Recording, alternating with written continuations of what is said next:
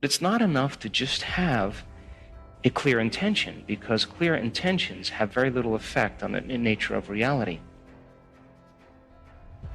Most people don't know that they're moving in and out of the quantum field 7.8 times per second.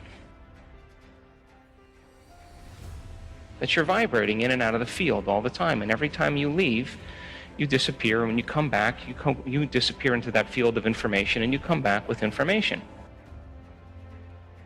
But if you go out as the same person, you don't bring any new information back. Are you with me?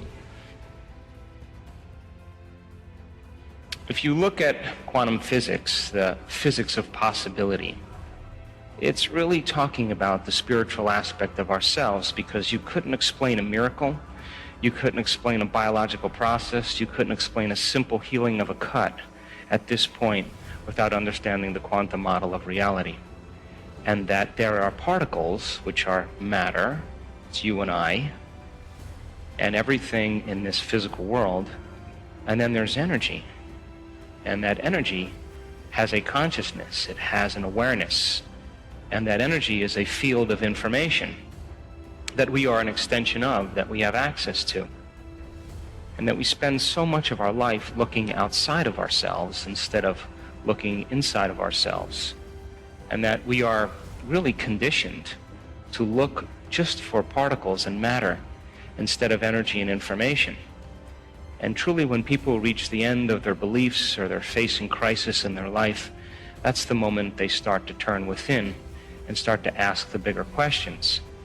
And if you were astute enough to look at this in moments of contemplation, if you were wanting to hide God anywhere, it would be a good place to hide. It would be within the human being, because everybody's looking outside of themselves, and we look for reasons to change and regulate our emotional states.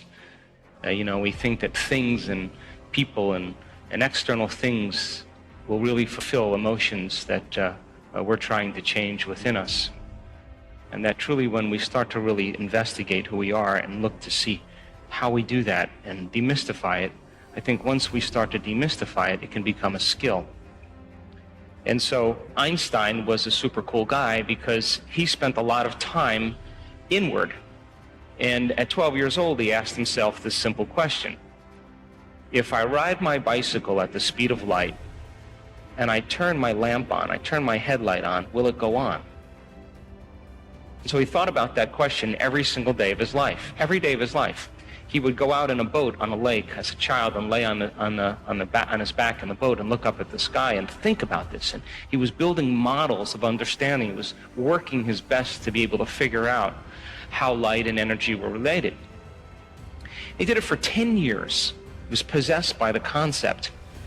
And finally, he was working as a third-rate clerk in a Swiss patent office, and he was watching this man fix the roof across the way. And he just paused for a moment, and he was watching him, and the moment he was watching him, he got this incredible vision. And he understood how light and energy were related. It was a very abstract vision.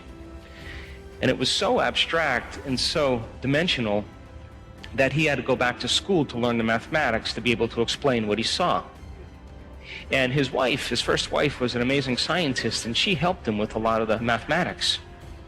And so when Einstein began to figure it out, he narrowed it down to that one simple equation, that E equals mc squared, energy and matter related, and the currency converter is the speed of light.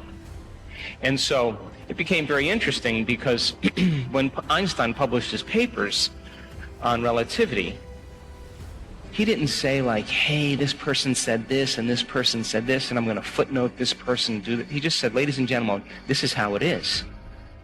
And it rocked the scientific community because he didn't really need anybody else as a reference. He had a discovery, and his discovery was so unique. And his brain really was wired for the understanding of light, and light was the ceiling of this reality. And so Einstein and Planck started doing these really interesting experiments where they were taking energy and they were putting energetic impulses into metals.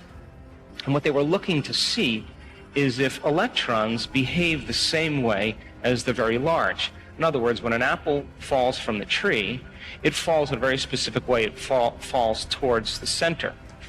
It falls towards the larger body. So he reasoned, well, if we disturb electrons, and him and Planck were doing these experiments, if we disturb these electrons, then they should fall just like an apple falling from the tree towards the nucleus. It should be predictable, just like it's predictable in Newtonian physics and classical physics. Well, when they started disturbing the electrons, something very unusual happened. The electron gained energy, then it lost energy.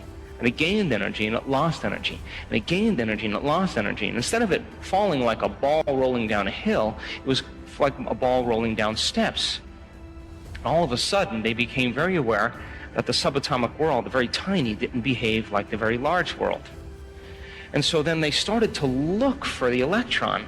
They started to try to measure it. And everywhere they looked for it, it appeared. And when they turned their back on it and they no longer looked to measure it, it went from a particle that collapsed, called collapsing the wave function, back into energy. Now this was a revolutionary moment because this meant that subjective mind, your mind has an effect on the objective world, that mind and matter are somehow correlated. When you become compromised in your environment and when there's a threat or there's danger, and the environment becomes unsafe, then all of a sudden the autonomic nervous system says, move all the energy you can because this is how you're going to take care of the body. And of course, now you're a body local in space and time. So many people have most of their energy by thinking and feeling in the first three centers, as we said. And the incoherence that's created in the brain, the emotions that are stored in the first three centers for years of unconsciously thinking and feeling the same way, is taking thought and storing as energy in one of these lower centers.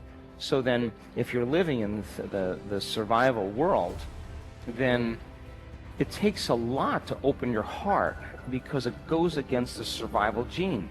You don't want to open your heart in survival because you would be prey. You would be vulnerable. You wouldn't even sit still, close your eyes, go within. All of that goes contrary to the act of really opening your heart. It's just not a good time to do that. And people focus on matter when they're in that state. And so doing this work and getting energy into your heart, when I was at the Heart Math Institute like 10 years ago, and we were looking at all the research together, I looked at all the research, and the heart, once the energy makes it to the heart acts as an amplifier. Once it makes it here, the energy goes all the way up, all the way to the brain, right to the thalamic gate, right into the brain, and the brain starts going into greater degrees of coherence. In fact, we have brain scans that hopefully we'll show you this week where people are in super coherence, really high level of coherence in their brain. Because as they start moving energy into their heart, the brain can take on more energy. The energy in the first center is rolled up energy.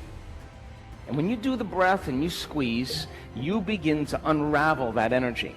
You begin to unravel it. And when that energy unravels, all of that energy that's sitting there begins to, as it moves up, begins to get more and more intense because it's passing through different frequencies. And when it reaches the brain, and the arousal of the sympathetic nervous system is ejaculating the life force that you use to make a child. Instead of going out, now it's going up. And when it reaches the brain, that's a lot of energy, that's a lot of life force in the brain. And now the person goes into that super aroused state. And we just know that that person's so coherent, so orderly, that they're harmonics. They're frequencies that build on other frequencies. And that's exactly how the energy centers work. They're frequencies that build on frequencies. So as you're blessing your energy centers and resting your attention in different one of the spaces in the space around, not only are you creating coherence in here, but in addition to that, as you connect them, your act of becoming conscious and connecting and aligning and attuning and feeling it move is creating the very neurological networks to invite the experience to happen automatically, naturally. And as you begin to open this pathway, energy will begin to shift. And the blockage of energy you will feel as a sensation in your body. And you'll feel it as like a pit in your gut or a heavy heart. That's the body out of balance, and it's a feeling. So all of this incoherence, when it starts getting orderly, starts getting more coherent, begins to allow energy to build on the previous center, and build on the previous center, and build on the previous center. And when those centers are aligned and attuned, you have a very coherent, healthy body. And people who have done this work in blessing the energy centers, they're in this room. They've healed themselves of all kinds of crazy health conditions that the doctors had no solution for. People who have chronic bladder infections or prostate conditions or any condition in any one of these lower centers, ovarian tumors. The energy starts to move, or there's balance in these centers, doing the breath and beginning to disturb that energy. As that energy begins to unwind, it just becomes pure energy that wants to go back from whence it came, to the brain as a thought. And so fear that's stored in the body can turn into freedom in 1 second. It's the movement of energy, and you will feel it